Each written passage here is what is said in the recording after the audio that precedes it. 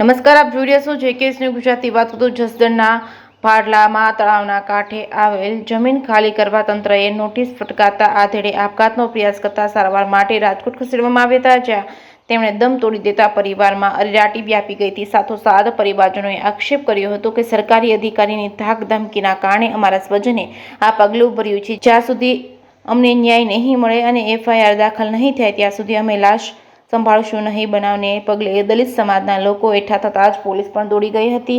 જાણવા મળ્યા મુજબ ભાડલા ગામે રહેતા રામજીભાઈ ભલાભાઈ વાઘેલા નામના પ્રૌઢે ગત તારીખ 30ના રોજ ગામના સરિતા વિહાર તળાવ કાંઠે આવેલી વાડીએ ઝેરી દવા પી લેતા સારવાર માટે જસદણ બાદ ત્યાંથી રાજકોટ સિવિલ હોસ્પિટલમાં ખસેડવામાં આવતા અહીં આજે વહેલી સવારે દમ તોડી દેતા બનાવ અંગે હોસ્પિટલના ચોકીના રામશીભાઈ વરુ તેમજ તોફિકભાઈ જોડાયા છે.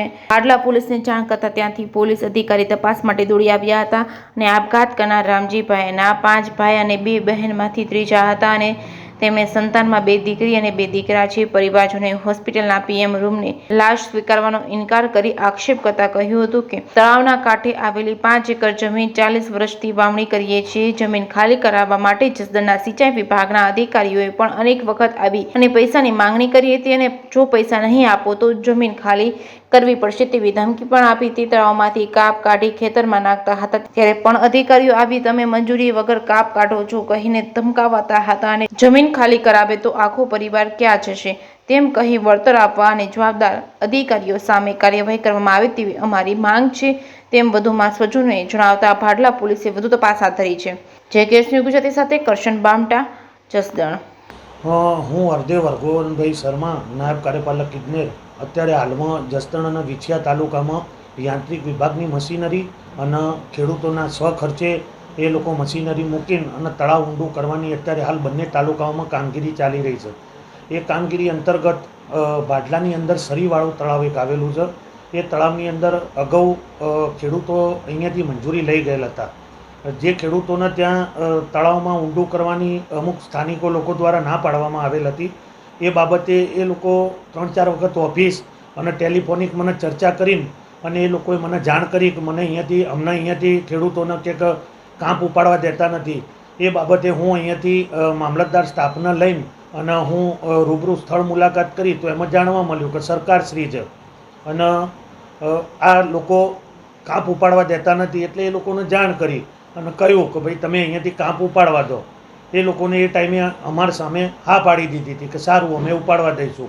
એને પછી એ સ્થાનિક ખેડૂતોની ફરી મને ફરિયાદ આવી પણ એવું કહ્યું કે કાંપ ઉપાડવા દેતા નથી. એ બાબત 1 મહિના અગાઉની હતી.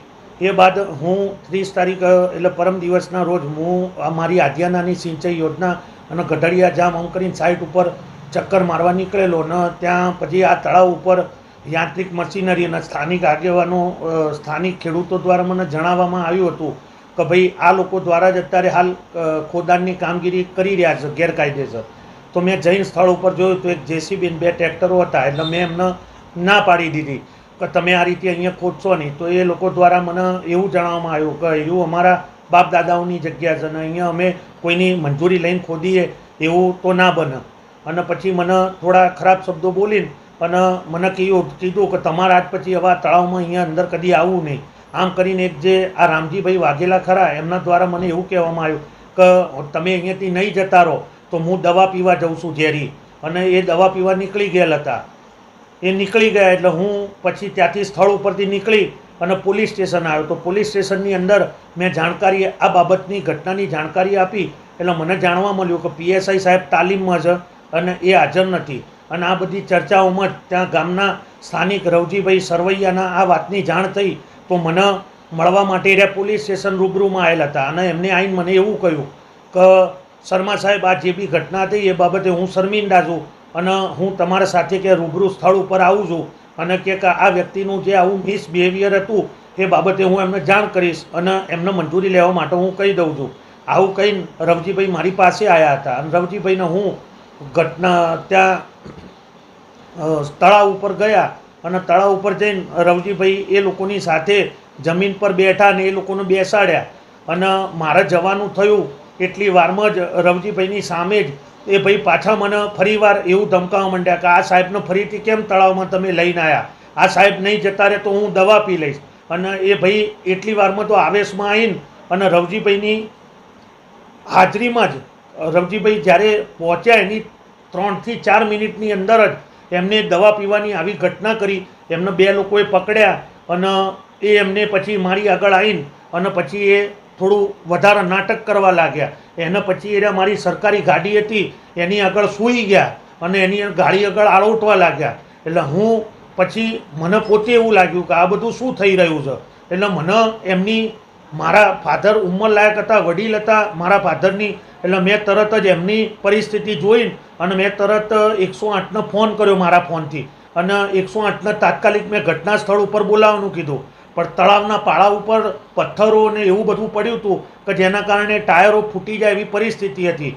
એટલે એમને મારા ડ્રાઈવરને મેં કહ્યું કે ભાઈ એમને અને રવજીભાઈને કહ્યું, મેં કીધું તમે એમને ઉચકીને ગાડીમાં મારી ગાડીમાં બેસાડી દો અને એમના બહાર રોડ સુધી તમે લઈ લો. અને રોડ સુધી લઈને ગયા અને એમને પછી ગાડીની અંદર મૂક્યા અને ગાડીની અંદર એડમિટ કર્યા. એ ટાઈમે પણ એમનો પુત્ર, એનું નામ મને નથી ખબર, પણ એમના પુત્ર દ્વારા મને તું તારી અને આવા ભાષાઓનો ઉપયોગ કરવામાં આવ્યો હતો કે અધિકારી તરીકે જે બોલાય નહીં, પણ મારા એ ટાઈમે કંઈ એમના સામે બોલવાનું થયું નહોતું અને એમના મારા હાથ પણ પકડવામાં આવ્યો હતો અને મને તું તારી જેવા શબ્દો પણ વાપર્યા હતા. પણ હું મારી ફરજ પર હતો એટલે હું કોઈ પણ પ્રતિક્રિયા કર્યા વગર મારી ફરજમાં જે આવતું હતું એ મેં શાંતિપૂર્ણ કરેલ છે. પછી હું ભાડલા પોલીસ સ્ટેશન ગયો. એ ઘટના પછી તો એમના દીકરાને એમના ફાધર સાથે રહેવાનું હોય આવી પરિસ્થિતિમાં, એની જગ્યાએ એમનો દીકરો મારી પાસે આવ્યો. છતાં પણ મેં મારી ગાડીમાં બેસાડીને હું પોલીસ સ્ટેશન ગયો તો એ ભાઈ પોલીસ સ્ટેશન તો અંદર ના આવ્યા, એ ત્યાંથી નીકળી ગયેલ હતા. અને મારા પછી ત્યાંનો PSIનો ચાર્જ સરવૈયા સાહેબ, આપણે જે અત્યારે હાલ જે વિછિયા PSI છે એમનો ચાર્જ ત્યાંનો આપેલો છે, એ સાહેબનો મારી પર ફોન આવ્યો કે મને જાણ થઈ છે આ ઘટનાની, તમે ત્યાં રહો, હું તમને રૂબરૂમાં મળું છું. અને એરિયા આવ્યા એના પછી મારે એમને ઘટનાની વિગત મેં એમને જાણ કરી હતી. બસ. આપનું નામ? મારું નામ હરદેવયાજ શર્મા, નાયબ કાર્યપાલક ઇજનેર. નામ હીરાભાઈ ભલાભાઈ વાઘેલા, જસદણ તાલુકાનો ભાડલા ગામ, દલિત. તમે આજે અહીંયા આવ્યા છો સિવિલ હોસ્પિટલ, આપના ભાઈશ્રીએ? હા, મારા ભાઈએ 48 કલાક પહેલાં દવા પીધી એટલે અમે એને અહીં લઈ અને ખેત મજૂર છે, ખેતી કરતા હતા, ત્યાં એ લોકો ધૂળ ઉપર કાપ ઉપાડવાનું કામ કરતા હતા. 5-6 લારી કાપ લેવો હતો એને. એટલે ઉપલા અધિકારીને કોઈ ગામમાંથી જાણ કરી છે કે ભાઈ આ તળાવમાંથી કાપ લે છે. એટલે શર્મા સાહેબ છે કાર્યપાલક નાની સિંચાઈ યોજનાના, એ શર્મા સાહેબ આવ્યા અને એનો ડ્રાઈવર સાથે 2 જણા આવ્યા. પછી મારા ભાઈને એને ના પાડી એટલે એ કે તમારામાં જ કાપ નથી લેવાનો, અને કાપ લેવો હોય તો તમે પૈસાની એને માંગણી કરી. અને બીજા લોકોને 2 ખાતેદાર છે એને એ લોકોએ 5,000 રૂપિયા લઈ અને કાપ ઉપાડો આપ્યો છે. મારો ભાઈ કે હું ગરીબ છું ને અમારું વર્ષોની માંગણી છે જમીનની, અને અમારી જમીનમાં થોડા પૈસા આપવાના હોય, હું પૈસા આપીશ નહીં, કાપ ઉપાડીશ. એટલે એને ધમકી આપી પોલીસની. એ ગામમાં ગયા, ગામમાંથી પોલીસને ના લાવ્યા અને રવજીભાઈ સર્વે કરી અને ભાજપના આગેવાન છે એને લઈને ભેગા આવ્યા, બરાબર. અને રવજીભાઈ એને સમજૂતી કરાવી. પછી અમારા ભાઈએ એમ કીધું ભાઈ તમે જમીન સુધારણા કરવા ન દો કે કાપ લેવા ન દો અને પૈસાની માંગણી કરો તો અમારે પૈસા ક્યાંથી કાઢવા. એટલે એ લોકોએ એમ કીધું કે ભાઈ, મારા ભાઈ એવું બોલ્યા આવે કે ભાઈ અમે આ જમીન ખેતીવાડી ન કરી શકી તો શું દવા પીને મરી જાય? તો શર્મા સાહેબ અધિકારીએ એને એમ કીધું કે આ દવા પી જાય. એટલે મારા ભાઈ દવા પી ગયા. હવે અમારા ભાઈએ આ જમીન માટે બલિદાન આપ્યું છે. એટલે અમારી માંગણી એ છે કે જે અધિકારીના ટોર્ચરથી જે મારા ભાઈઓ દવા પી ગયા અને અત્યારે દેહાંત થઈ ગયા, તો એમના માટે એક્શન લેવામાં આવે જે કાયદાકીય રીતે થતી હોય. પછી જમીન જે અમારી માંગણી છે એટલી રેગ્યુલાઇઝ કરી આપે સરકાર, તંત્ર. અને ત્રીજી માંગણી છે કે ઘરના મોભી જતા રહેતા ઘર નોંધારું થઈ ગયું છે તો એને એક બાળકને નોકરી આપે. આ અમારી માંગણી છે અને આ માંગણી અમારી નહીં સંતોષાય ત્યાં સુધી અમે ડેડ બોડી સ્વીકારવા તૈયાર નથી.